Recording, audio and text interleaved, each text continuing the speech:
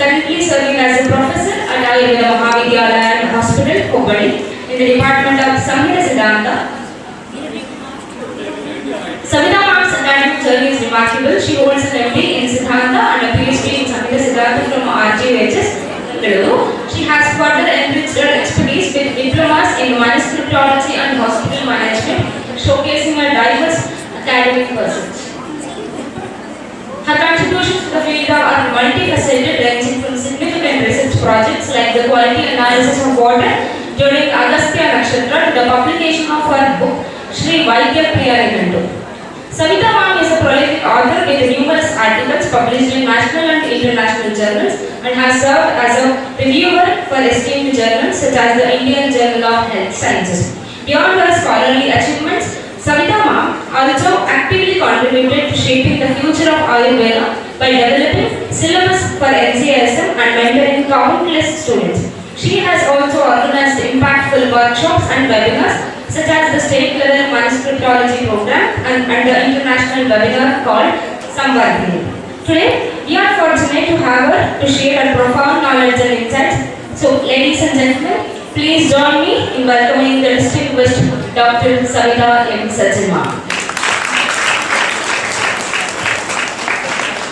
And we have our resource person, Dr. Mamta K.V. Ma'am, a highly regarded clinician and academician whose extensive knowledge and practical expertise in Ayurvedic therapeutics have been an inspiration to many. We heartily welcome you, ma'am. Dr. Mamta K.V. Ma'am, Principal, SDM College of Ayurveda and Hospital, Udupi.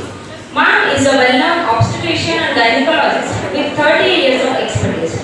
Ma'am is a member in syllabus committee at CCIF at various levels and a chairman, Board of Studies, UG, RGHS. Ma'am is a course writer and editor for Ayush Nursing course, Indira Gandhi Open University. Ma'am is also a resource person for NGOs focusing on adolescent education and women's health and delivered 400 plus talks on these areas for general public.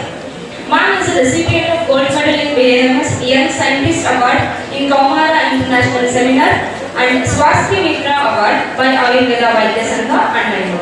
So ladies and gentlemen, please join me in welcoming Dr. Mamta K.V. Ma'am.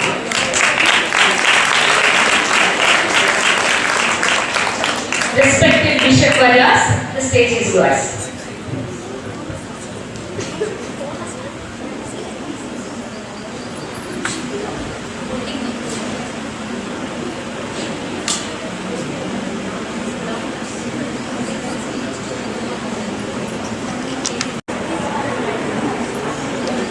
Good afternoon, everyone. Actually, it's a challenge to keep you all awake.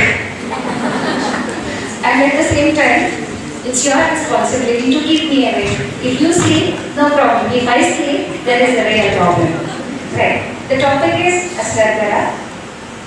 Asradhara is such a complaint. It's not only limited to the exclusive direct practitioners. If you are practicing in any remote village, one or the other day, you will get a patient of any age group with the complaint of excessive bleeding, where definitely you need to give some medicines. But when you give medicine for Asradhara, keep in mind, it is not only simple Asradhara, what we speak. Behind that, there is a lot of pathology. Though it is a bitter truth to digest, it is the reality. Many a times, especially we Ayurveda practitioners, with the Shvetapradhara and with the Raktapradhara, we get very good results that is symptomatic. But claiming the result of that, yes, I could control the symptom, we forget what is the pathology behind the significant complaint. At the end, when you realize the patient was having Asradhara only as a symptom, not as a diagnosis, then many a times the time is too late and the other consultant who treats the actual disease will throw the blame on you. Am I right? Can you tell me what is that condition?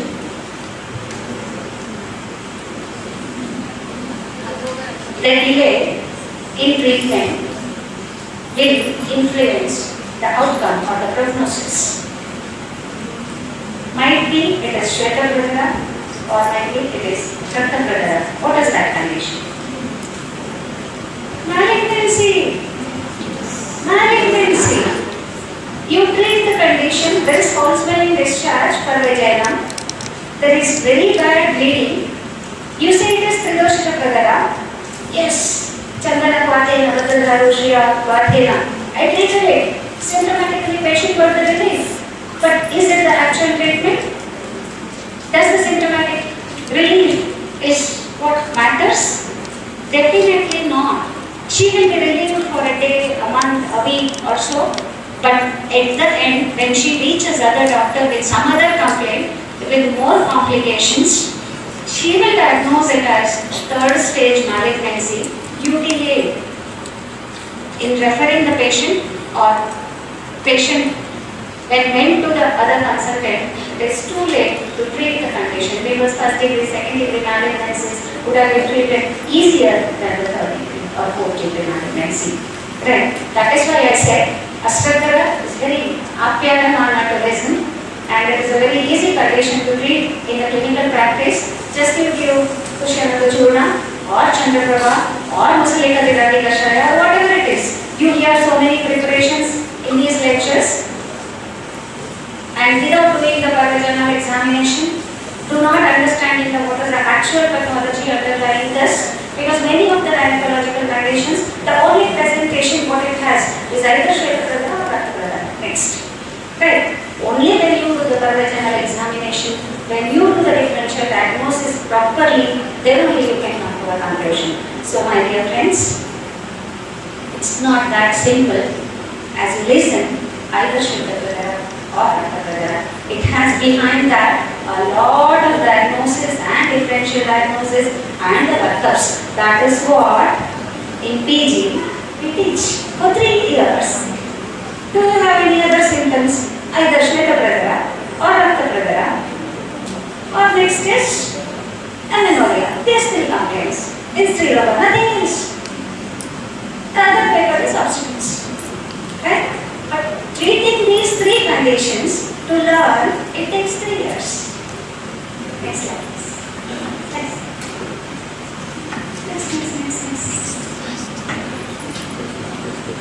This is the physiology in one picture, physiology of menstruation, where the arrangement of this physiology is taking you to the pathological presentations. These are the age groups where you can get the patients right from a girl of 10 years, childhood, immediately after birth. The baby may have a few drops of bleeding. Do you agree with this? Have you seen this condition?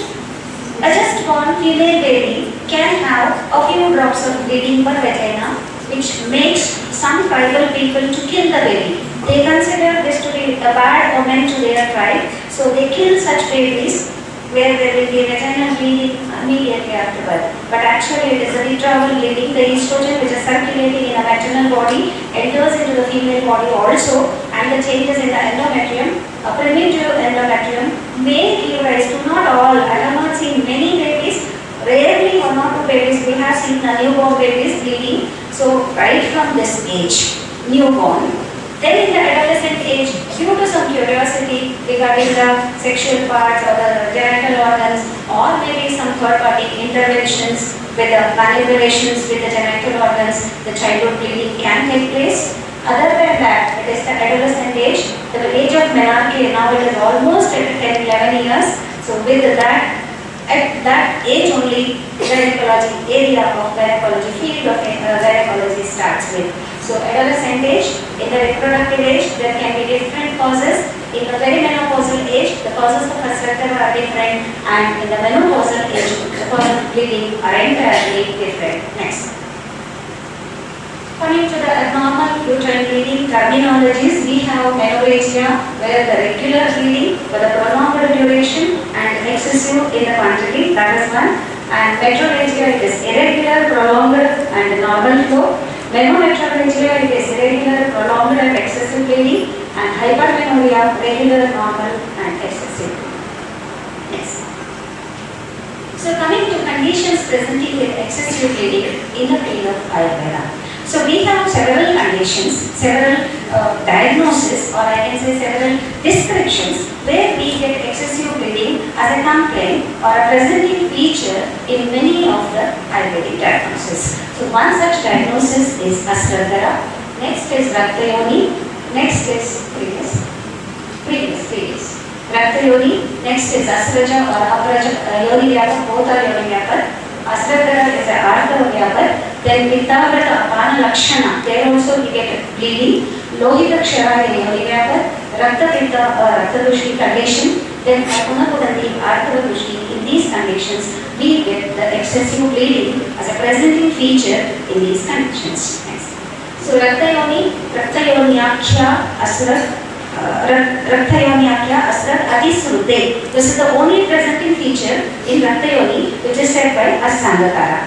Right? Raktayoniakhya Asrat Atisrude. In all other conditions, all diseases of other branches, you find a list of, even though clinical presentation is a Trirupa or Shadrupa, in Rajalakshmi we get Ekadasharupa presentations. But here in gynecology, most of the conditions they get one feature as presenting feature, one lakshana as presenting feature or the diagnostic feature of many conditions. That is the difficulty in treating the patients in Sri Lanka.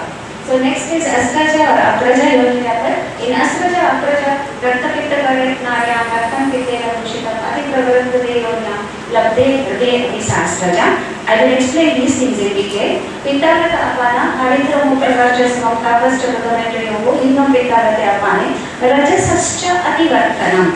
Along with other conditions, Rajasascha Ativartanam is also a presenting condition in case of Pittavrata Apana Lakshana. Next, in case of Lohita Kshara Yoni Vyapat said by Sushruta only, he says, Saram Praksharat Yasram Yasyam Sa Lohita Kshara. So, Praksharati Asram, Prakashena Ksharati Asram. So, Prakashena Kashana of Asram is taking place in this condition, Asram Artharam, because of Tatrasha Rakta Suddhya, because of this much bleeding, there will be Kshiyate Raktam. That is why this is also called as Rudira Kshaya. Not only Lohita Kshara, the other terminology here is Rudira Kshaya. So Kshaya of Rakta because of excessive bleeding is taking place. That is another condition. Rakta Pitta, Adhoga Rakta Pitta Lakshana is also one of the presenting feature of Adhoga Rakta Pitta is Asradhara.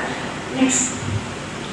Punapagati Artha Dushti, Punapagati Analpam Raktena. So this is another Artha Vyapat where you get Analpam, excessive bleeding as a presenting feature in this condition. Next.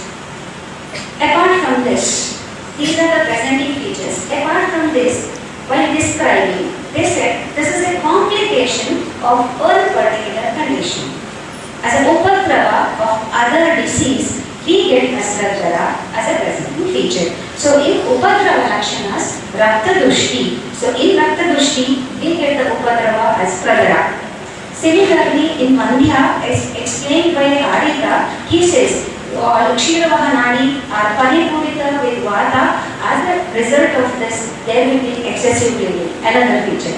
In Vataja, Pittaja, Kaphaja and Sannika Pataja Yoni Vyapat, in the complication, Chakrapani referred it as Vatika Pradara Rupeyam. If these conditions are not treated properly, then there will be excessive bleeding, and there in Vataja Yoni Vyapat, the excessive bleeding as a complication that it is presenting, it gives the Vatika Pradara Rupa. With Vatika Pradara Lakshanas, there will be excessive bleeding as a complications. Similarly, same thing with Pittaja Asradhara, Kaphaja Asradhara and Sanipataja Asradhara. So other than this, while narrating or comparing the Upadrava of all the 20 Yoni Vyapas, Vimshati Yoni Vyapas, Kulma, Arsha, Pradara means Cha. Kulma, Arsha and Pradara can occur as a complication of all the Yoni Vyapas if they are not treated properly and in proper time. So, in these conditions, Asargara is coming as a upadrava to a primary disease, as a secondary disease. Is that clear? Yes. Next going to the Paribhasha. Rajaha pradidhyate yasmat rajarastena sasnatah pradidhyate iti vistarito bhavati vistarito commentaries. Commentary. Pradidhyate iti vistarito bhavati pradara prakarshena dhyate iti pradara. So in all these definitions, all these explanations of the definition, they have given that there is vistarito bhavati, excessive bleeding, which is stretching for more days. Prakarshena dhyate, prakarshena very fast, very excessively. So this is actually the pradara. So excessive bleeding during the menstruation, Rutavati, Anratavati is the other Visheshana given. This much bleeding can take place during the Rutukala. During the Rutukala, in the sense here it is the Rutusravakala. That is Rutusravakala, Triratram, Pancharatram, and sometimes it is Saptaratram is also called. So apart from these days of menstrual bleeding, if the bleeding stretches excessively in other than these days, excessive bleeding for a prolonged period, that is also Asargara. Yes. Pradidhyate iti vistarito bhavati Asargara iti esha viniruktiratra bhodhavya. Next slide. Asargiriyyate तदेव अर्थमेव तदु रक्तपित्तं. See, ऋतावति प्रसंगेन अति प्राचुर्येण दीर्घकाल अनुबन्धेन वा प्रवृत्तं श्रुतं न परमृत देव इति अनृतावति इति. So other people said anratavati eva mutatava. So in anratukala also, if there is excessive bleeding, that is also considered to be asargara lakshana. Anratavati alpam. In anratukala, even if there is little bleeding also, alpam, dirghakalamati.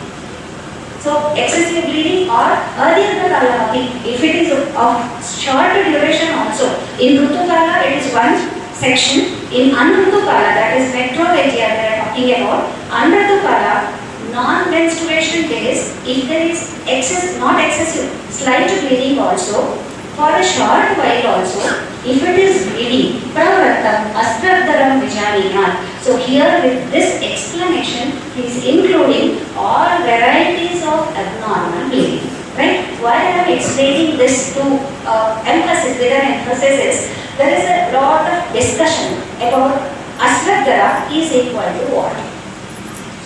Many scholars, they discuss asargara only as dysfunctional uterine bleeding. Right? Dysfunctional uterine bleeding is one condition where there is no other pathology. There is no other pathology. After ruling out all the pathologies, if purely it is hormonal origin, then we call it as dysfunctional uterine bleeding. Right? Adenomyosis is ruled out, endometriosis is ruled out, pelvic inflammatory disease is ruled out, and fibroids are ruled out. After ruling out all the pathologies, what remains? That is dysfunctional uterine bleeding. So the normal trend in discussion is asargara is equal to dysfunctional uterine bleeding. But if you see in detail about these descriptions given by the Tikas, there it is very clearly said it is not only menorrhagia. It is not only menorrhagia. It is not only prakarshena dhyate during Rutukala. Right? Anratavati, alpamapi. Right? And adirghakalamati, if it is short duration also, any abnormal kind of menstrual bleeding, though it is on non-menstruation days, with slight bleeding, with, for example, post-coital bleeding taking place in between the cycle, right? Bleeding because of a polyp, in between, intermenstrual bleeding. So all such kind of bleeding will also come under the definition of asargara. So asargara here we can say it as abnormal uterine bleeding, not mere the dysfunctional uterine bleeding. Right? Further, if you see the samprapti of asargara, next.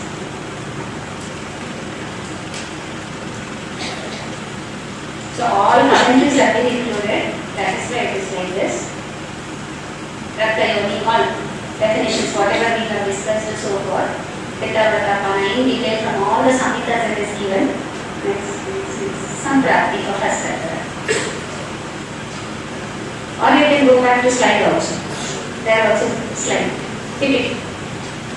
So Asratari, Asratri, Chavati, Asmini, Asratara. Next. This is Nidana. See, this is the Samprapti of Asratara. So try to understand. Raktam Pramanataha Utkramya Garbhashayagataha Siraha. Right? One clear it says that Raktam Pramanataha Utkramya. So there is quantitative increase in the blood. Right? Where the quantitative increase of blood is taking place in Garbhashayagataha Siraha. In the vessels of Garbhashaya, there is quantitative increase. What do you mean by this quantitative increase in the blood? What is meant by this quantitative increase in the blood in the Garbhashayagataha Siraha? Venous congestion. Right? There is congestion in the blood vessels of the Garbhashaya. Yoni Garbhashayagata Raktavaha Srotasis will have excessive blood accumulated. So anywhere if there is excessive blood accumulated, that we call it as congestion. And there is increased flow of blood. Rajovaha Samashritya Raktamadaya Dabrajaha. Rajovaha Siraha Vishwamitra Vyakhya on Velana very clearly said that Sukshma Kesha Pratikasha Bijarakavaha Siraha Masaya Bijaya Kalpate. So Garbhashayagataha Siraha are nothing but the fine capillaries which are supplying the endometrium, which are forming the endometrium. Masa Bijaya Kalpate. Right. So this is Rajovaha Samashritya Raktamadaya Tadrajaha. The blood which is circulating in the uterine apparatus, vascular apparatus, when it enters into these capillaries, radial, all arteries, and in those arteries they are forming the Raja. So in these arteries, capillaries also there is increase in the pramana of Rakta because there is Utkramana of Rakta in the Garbhashayagataha Siraha. Right? So in total, again coming to there is congestion in all the blood vessels, including the minor capillaries, minute capillaries which are framing the endometrial layer. Right? Then, Yasma Vivardhayatyasha Rasabhava Vimanata. What is the Rasabhava here? Rasa is Prenana.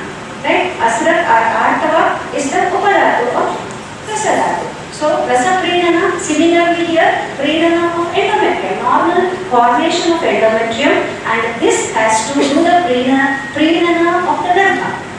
Right? If there is conception, it has to do the Prenana of the Garbha. So, Rasa Bhava Vimanata, it is not doing the Prenana Karma here, it is not performing the normal function of this endometrium, normal function of this Artava, Rasa Bhava Vimanata, Tasmat Asrataram Prahu, Yetat Tantra Visharadaha. That is why it is called as a pathology which is named as Asratara. Right? Very clearly in the Samprapti itself, Acharyas explained that it is not the normal blood flow to the uterine apparatus, it is not the normal amount of flow, it is an excessive blood flow, excessive amount of blood in the uterine apparatus which is getting accumulated and which is forming an abnormal endometrium which is not performing the normal functions for which it is meant. Right. So this vascular abnormality or the pathology in the vasculature of uterus or the genital apparatus is the Samprapti of Asratara. Right? In all the pathologies of excessive bleeding, if you see, this is what is going to happen next. Then in the lower shloka, Rakta Yonyatya Asrat Visrute, so that Rakta Yoni definition has been given. Next.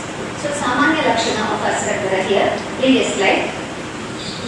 Tadeva Atiprasangena Pravata Mandatavi, Asrataram Vijaniya, Rato Adya, Rakta Lakshana, Asrataro Bhavet Sarava, Sarangamata, Savedana. So along with the excessive bleeding, in this kind of excessive menstrual flow, in all kinds of Asratara, there is tissue dysfunction. Endometrium is distorted, disturbed, it is shedding down. So naturally, whenever there is a tissue injury, there is more quantity of prostaglandin released from the system.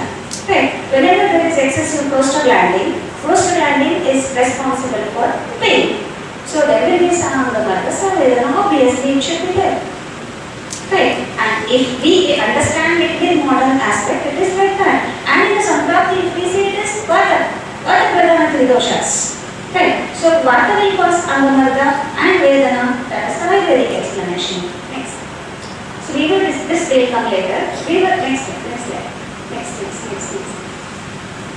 So when we are discussing about the abnormal uterine bleeding causes, they list the causes for the ease of remembering it. Palm going is the sutra they coined to memorize what are the causes of abnormal uterine bleeding. Collectively, all the causes will come under this sutra of palm going. Right? Individually, if you analyze whether Ashwagandha Samprapti fits into this kind of all bleedings. Next step. See, if you see, polyp is one cause of excessive bleeding. Abnormal uterine bleeding. The one cause for abnormal uterine bleeding is polyp, uterine polyp, endometrial polyps.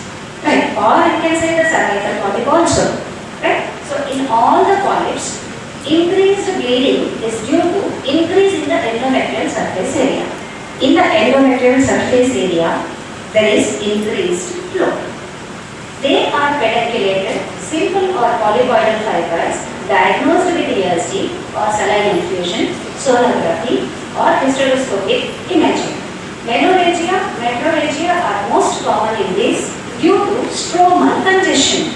The pathology here comes again as stromal congestion, which we discussed in Ashwagandha Samprapti. Right? So, polyp Samprapti is similar to Ashwagandha Samprapti. Acharyas did not have any ultrasonography. They did not have any saline infusion sonography. They did not have any hysteroscopy to understand what is the pathology of Ashwagandha. In spite of that, they said Garbhashayataha Silaha Taktam Pramanataka Utkramya. Next slide. So this condition is adenomyosis. In adenomyosis, the endometrial glands will be developed. There is inward into the myometrium, there is endometrium. As a patches, islands, there is endometrium developing into the myometrial layer. It is called as adenomyosis. Right? Adenomyosis cannot be diagnosed as such. It's actually a histopathological diagnosis. When you do the hysterectomy and send it for histopathology, then they give the diagnosis as adenomyosis. But nowadays, with advanced ultrasonographic instruments, even now with the ultrasonography, they give the diagnosis as adenomyosis. This was the older version. With the primitive ultrasonography machine, it was difficult. But now with the advanced ultrasonography machines, even adenomyosis can be diagnosed. And one more thing is, with the adenomyosis, the bulkiness of the uterus increases. So with the bulkier uterus, with the severe pain, with excessive bleeding, the diagnosis is always adenomyosis. Right? So here also in adenomyosis, menorrhagia is the presenting feature, possibly resulting from increased and abnormal vascularization of endometrial lining. Abnormal vascularization in terms, again, vascular congestion leading to Samprapti of Ashwagandha. Next slide. Leiomyomas. Most leiomyomas are fibroids are asymptomatic. Frequently their presence is not the cause of the complaint of abnormal uterine bleeding. Menorrhagia is the most common due to venous dilatation within the myometrium and endometrium. Any space occupying lesion naturally draws excessive vascularity. So due to this excessive vascularity, there will be venous congestion in the entire vascular apparatus of the uterus, and obviously endometrium is thickened here, and that is the bleeding. Again is equal to Ashwagandha Samprapti. Next.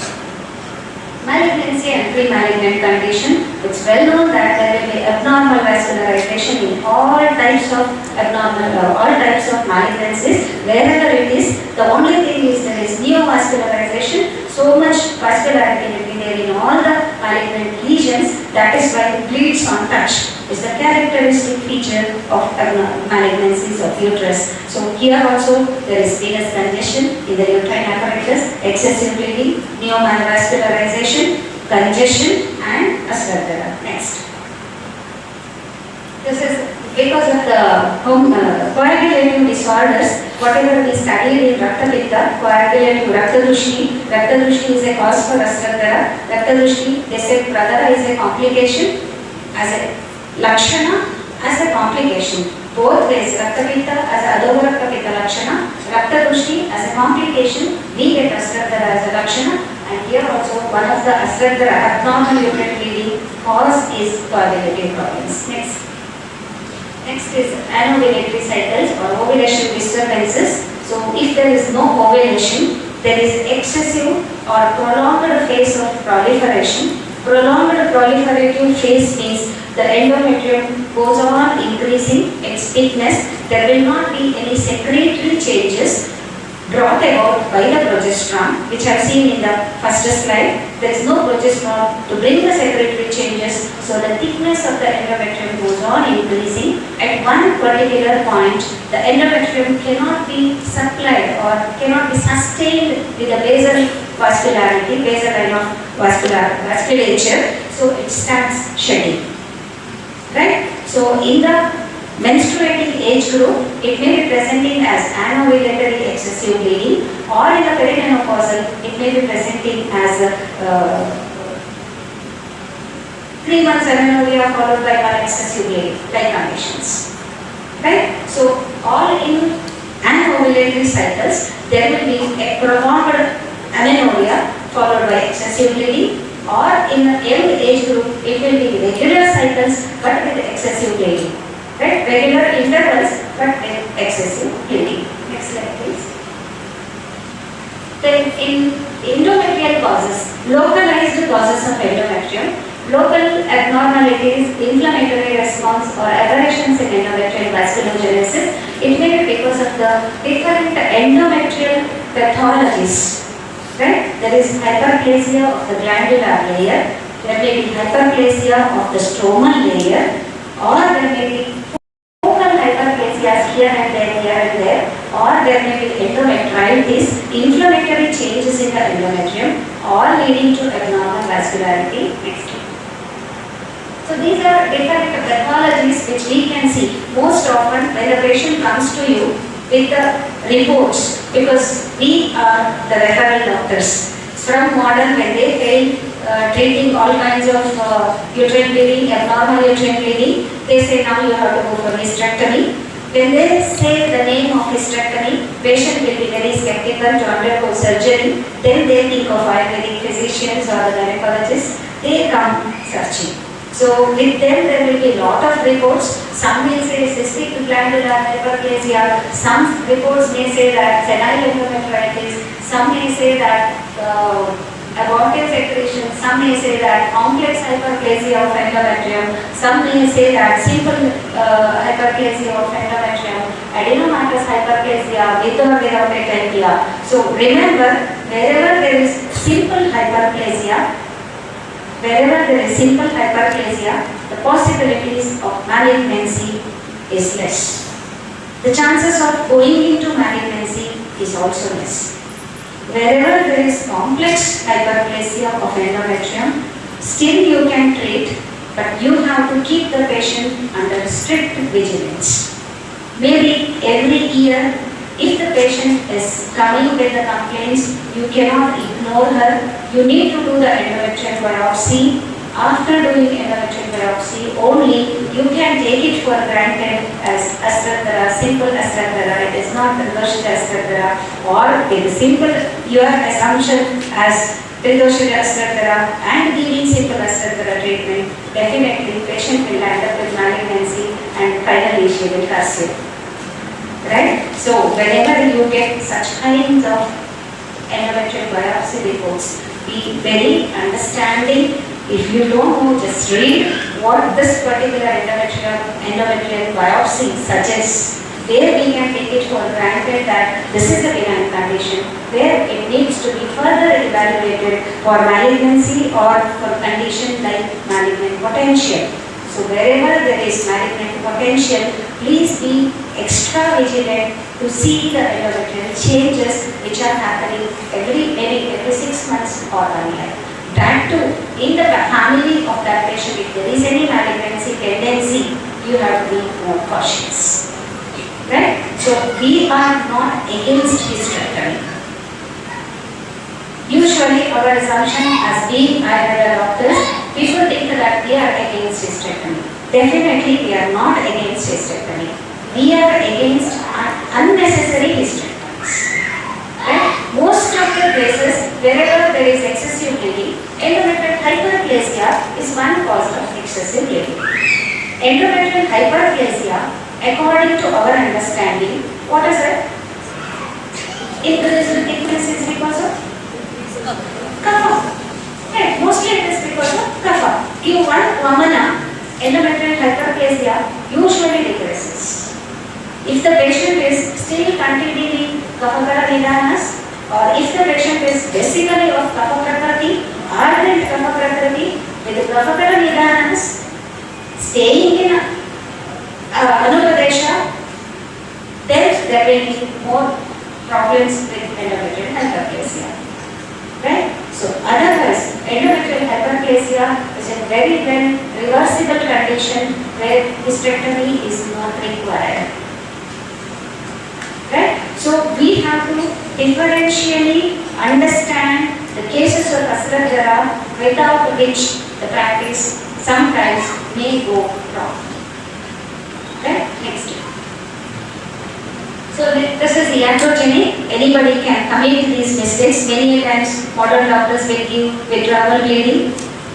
It lasts for 5 days. We say we give some medicine, we say it is ending. Or many times patient comes with confusion that she takes irregular oral contraceptive pills and claims that there is irregular bleeding. Whenever bleeding happens, she eats oral contraceptive pills or some hormonal pills, and when the bleeding stops, she withdraws that, she stops that, again irregular bleeding will be there. So such kind of bleeding definitely we need to understand. Next please. Systemic causes. This is another important cause. Wherever there is excessive bleeding, it is not mainly because of Asarajara. It can also be because of systemic conditions which are leading or landing in excessive bleeding also. One is hypothyroidism. Most common condition which is associated with hypothyroidism is polycystic ovarian disease. In polycystic ovarian disease, it also there will be associated hypothyroidism. So because of hypothyroidism, there can be excessive bleeding. Right? Next, hyperthyroidism is another cause. So wherever there is hypothyroidism and polycystic ovarian disease, in obese polycystic ovarian disease, we can consider it as Vata-Kafaja Dushti, Medo Dushti, or Santarpanajanya Asarajara. Wherever there is hyperthyroidism, there will be lean patient with pulse rate 130-140 also many times, and lean patient, whatever the Lakshanas will be there. So there it is lean PCOD kind of treatment should be adopted. Diabetes mellitus, due to excessive availability of the source, hyperplasia of the endometrium takes place. Similarly with the hypertension, there also there will be endometrial hyperplasia. Now, differential diagnosis of endometrial hyperplasia or excessive bleeding if we are considering, and adrenal hyperplasia and Cushing syndrome in systemic conditions, blood dysplasias we have to include, leukemia and thrombocytopenia-like conditions, coagulopathies, thyroid, hepatic diseases, hypothalamic suppression, stress, weight loss, excessive exercise, etc., pituitary adenoma or hypergalactolemia, polycystic ovarian disease and renal disease. In genital pathologies, we can understand the infectious causes, cervicitis, endometritis, myometritis, arthritis, neoplastic enteritis. Benign anatomical abnormalities can be like adenomyosis, leiomyata. Then polyps of cervix and endometrium, cervical dysplasia, endometrial hyperplasia, cervical squamous cell carcinoma, endometrial adenocarcinoma, estrogen-producing ovarian tumors, testosterone-producing ovarian tumors, leiomyosarcoma, and in rare conditions, trauma with foreign bodies, aggressions, lacerations, or sexual abuse or assault can also result in excessive bleeding. Next.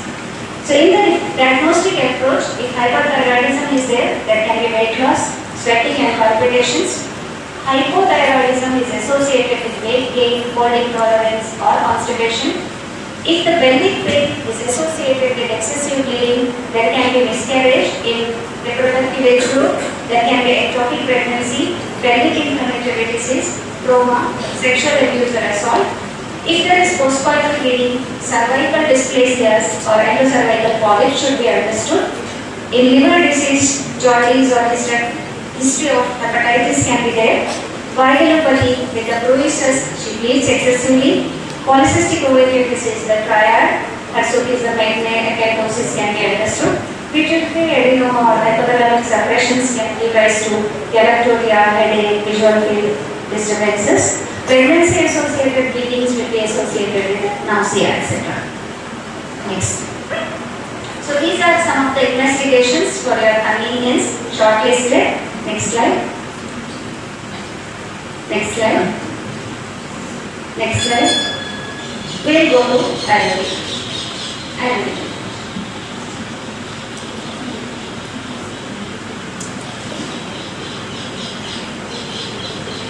With the understanding in brief about the model diagnosis of different conditions of excessive bleeding, now if we come back to the Samhitas, the understanding of Samhitas, see the Nidanas of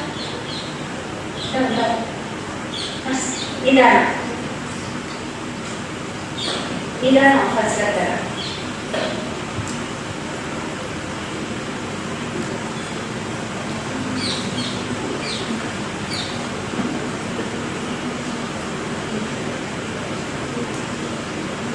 Nidana.